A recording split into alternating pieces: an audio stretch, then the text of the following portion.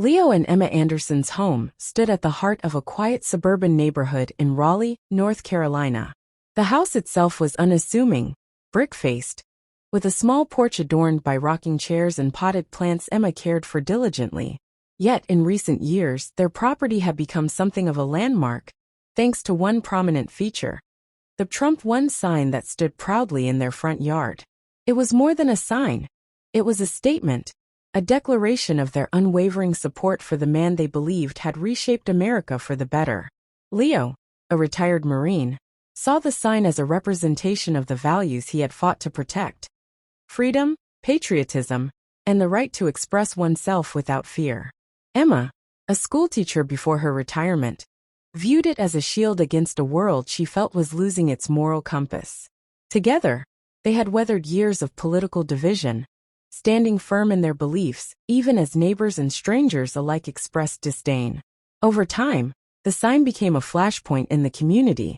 Passers-by would slow down to stare, some shaking their heads in disapproval, while others honked in solidarity. Occasionally, they'd find notes in their mailbox, some supportive, others dripping with venom. Still, the Andersons stood firm, unshaken in their resolve. It wasn't until a crisp autumn evening that the tensions simmering beneath the surface came to a head. Eli, a local activist in their early 20s, had been making waves in the community for some time. Known for their outspoken social media presence, Eli was a passionate critic of Donald Trump and his supporters, whom they viewed as emblematic of everything wrong with the country. Eli's disdain for the Andersons' sign had been growing for months, festering like a splinter in their mind. That night, armed with a phone to document their actions and a lighter in hand, Eli cycled through the Andersons' neighborhood. The streets were quiet, the homes darkened as families settled in for the night. But the Trump Won sign loomed large, illuminated by the street lamp overhead. Eli stopped, the camera on their phone capturing their face, their resolve. "This is what resistance looks like," they muttered into the lens before setting the sign ablaze. The flames licked the edges of the sign, consuming it quickly. Eli fled the scene, exhilarated and anxious, the scent of burning wood lingering in the air. By morning, all that remained was a charred patch of grass and the warped metal stand that once held the Andersons' beloved sign. When Leo stepped outside that morning, coffee mug in hand, the sight stopped him cold. Emma followed moments later, gasping at the destruction. For a moment neither spoke, the weight of the act sinking in. "They've gone too far this time," Leo said finally, his voice tight with anger. Emma nodded, her jaw set in determination. "We're not letting this go, Leo. This isn't just about the sign. It's about standing up for what's right." Leo placed a call to the local police, and soon Detective Harold Kemp arrived to investigate. Kemp was a tall, imposing man with a weathered face that hinted at years of dealing with the worst humanity had to offer. He listened carefully as the Andersons recounted the events, their voices tinged with a mix of anger and sadness. "This isn't just vandalism," Leo said, his voice rising. "This is an attack on our beliefs, on our right to express them." Kemp nodded, scribbling notes in his pad.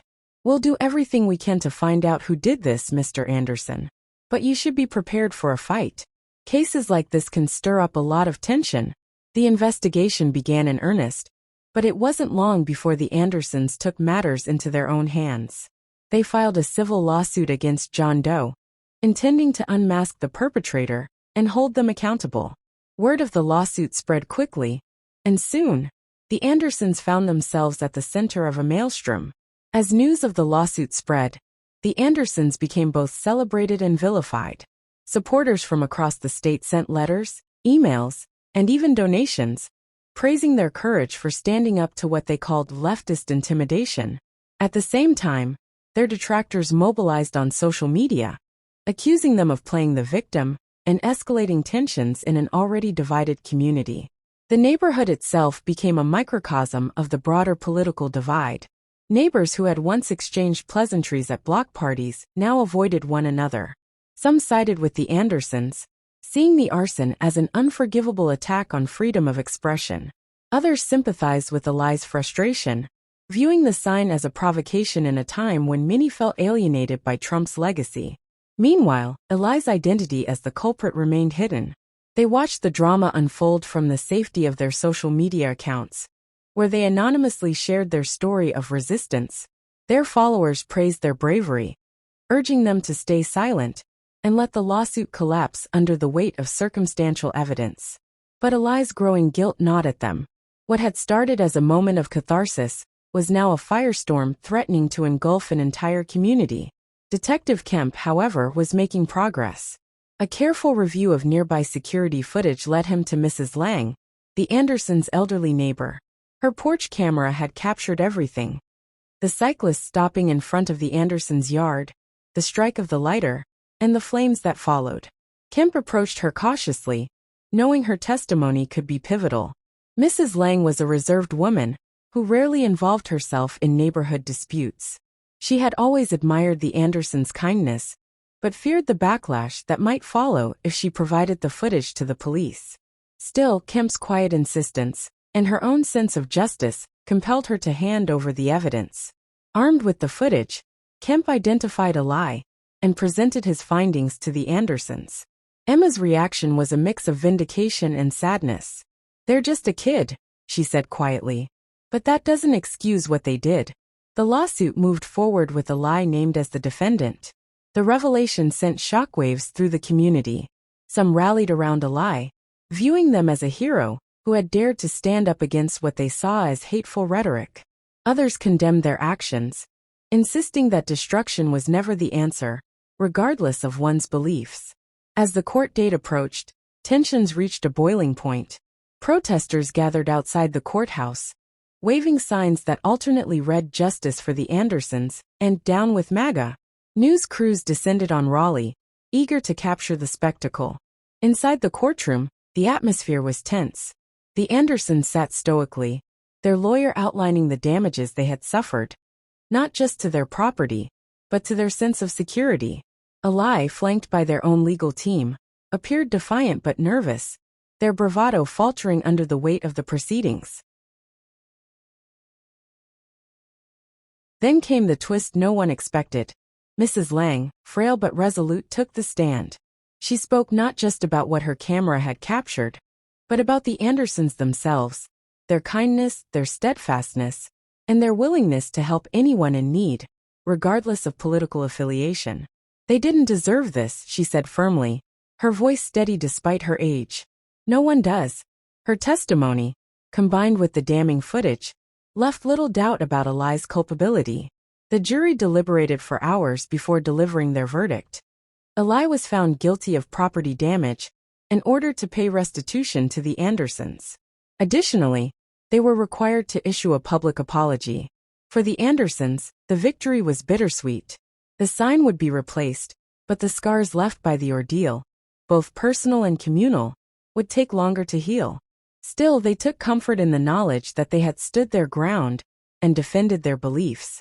In the weeks that followed, the Andersons used the settlement money to commission a new sign, one even more striking than the last.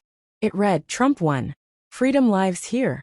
The sign became a symbol not just of their resilience, but of their hope that someday their community and their nation might find a way to bridge its divides.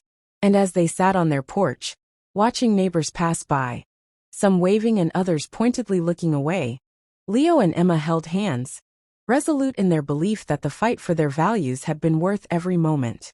Ali, meanwhile, struggled to move forward after the trial. The court-ordered apology loomed over them, and the pressure from both supporters and detractors made them feel isolated. Their once thriving social media presence dwindled as they withdrew from public discourse, unsure of how to reconcile their actions with the fallout they had caused. One chilly afternoon, Ali sat in their small apartment, staring at the words they were expected to say in their apology. It felt hollow, rehearsed, far removed from the anger and conviction that had driven them that night. But as much as they resented the idea of bowing to their opponents, they couldn't ignore the small, persistent voice in their mind that whispered, "You went too far." The public apology took place in a local community center, packed with reporters, neighbors, and onlookers eager to witness the outcome. Ali stood before the microphone, their hands trembling as they glanced at the Andersons, who sat calmly in the front row. "I want to start by saying I was wrong," Eli began, their voice breaking. What I did was not an act of resistance. It was an act of destruction. I let my frustration and anger cloud my judgment, and I hurt people in the process. For that I am deeply sorry. The room was silent, save for the clicks of cameras capturing the moment. Eli continued, their voice steadier now as they spoke from the heart. To the Andersons, I don't agree with your beliefs, but you didn't deserve what I did. You have the right to express yourselves, just as I have the right to express myself. I failed to honor that right, and I failed to respect you as neighbors and as people. Leo and Emma exchanged a glance, their expressions softening. For all the anger and bitterness that had accompanied the lawsuit, hearing Eli's apology in person felt like a step toward closure. After the apology, Eli approached the Andersons directly, hesitating before speaking. I know words won't undo what I did. I hope someday you can forgive me. Leo extended a hand. We believe in second chances, he said firmly. But it starts with owning up to what you did. You've done that today. Emma nodded, her voice gentle. Hate doesn't solve anything, Eli. Maybe this can be a chance for all of us to learn something. As the weeks passed, the apology marked a turning point for the community. While the ideological divides remained, there was a renewed effort to foster dialogue rather than hostility. The Andersons continued to host gatherings at their home, inviting neighbors to discuss issues openly, even if disagreements lingered. Eli, seeking redemption, began volunteering at local organizations, using their energy to advocate for causes they believed in constructively. The Andersons' new sign, larger and more vibrant than ever, became a local landmark. While some still viewed it as a provocation, others saw it as a testament to resilience and the importance of standing up for one's beliefs. Over time, the tensions in the neighborhood began to ease, with small gestures of kindness and understanding bridging the gaps that once seemed insurmountable. Years later, Leo and Emma sat on their porch, watching the sunset. The Trump Won sign still stood proudly in their yard, but the meaning it held for them had evolved. It was no longer just about politics. It was a symbol of the trials they had faced, the community they had helped rebuild, and the enduring belief that respect and dialogue could pave the way toward a brighter future. And as they watched Eli ride by on their bicycle, waving tentatively, Leo raised his coffee cup in a silent toast to the power of perseverance and the possibility of change.